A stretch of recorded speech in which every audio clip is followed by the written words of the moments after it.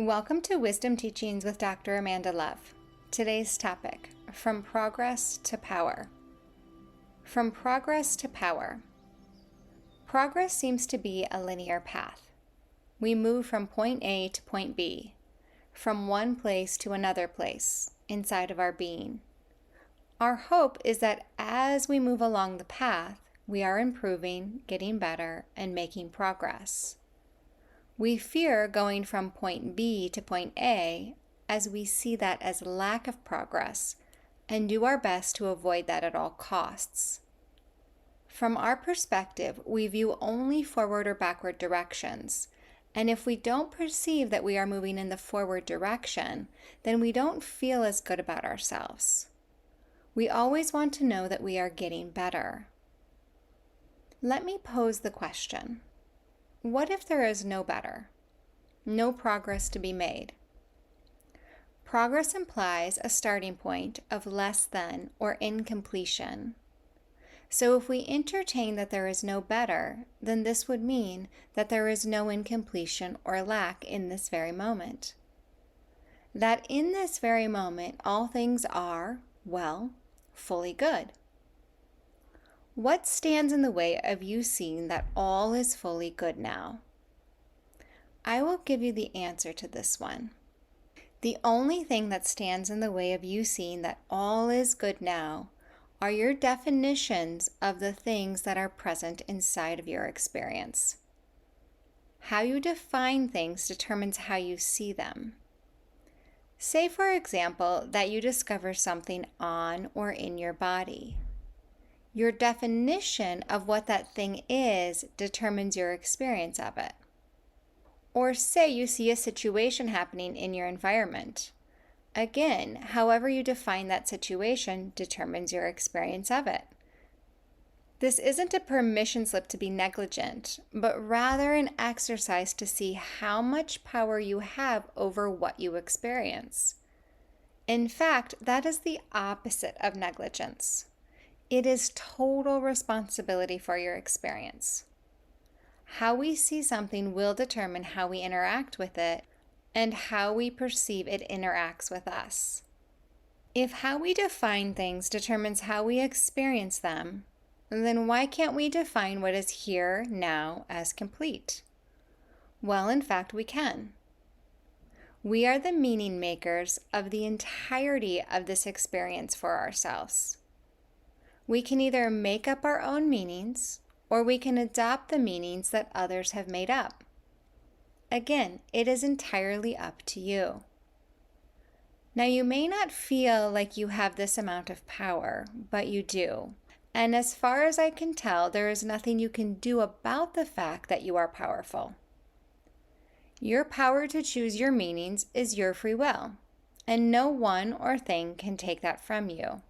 You can make up definitions that say you don't have this amount of power, but it is still you making up those meanings. You are the source of your experiences, even if you don't like what you are experiencing. When you grok this, you will clearly see that you've had the power all along to shift anything and everything. Nothing has ever been outside of you. Now let's circle back around to directionality and progress. As you can likely see now, progress is really all smoke and mirrors. It's creating definitions that something is or isn't here now, and will or won't be present at some future now moment, and somehow things will be better or worse than they are now. This is the path of suffering, burden, effort, and drain. Outside of momentary glimpses where you perceive things are aligned as you desire them to be, you never arrive anywhere. That's because there isn't anywhere to arrive. But when you buy into the path of progress, you are deluded by your own belief that you can't decide at any moment what things are. It seems that things have to change in order for you to experience something different. This is never the case. Now, the paradox of this all is that all things will change. In fact, everything is in constant motion, changing configurations of atoms and molecules at much faster rates than we can perceive, billions of times per second. You are not who you were a second ago.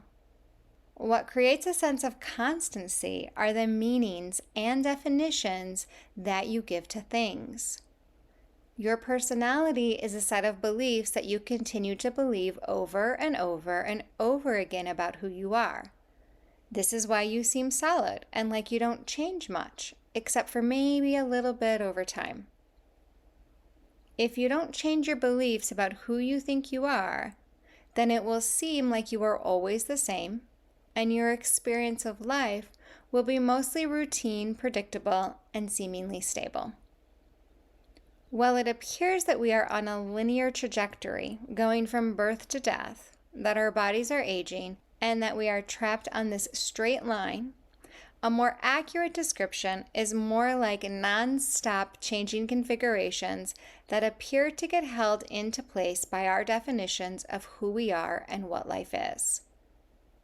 As a bridge of sorts between these two perspectives of linearity and a non-stop all-at-onceness, there is the nature of the spiral.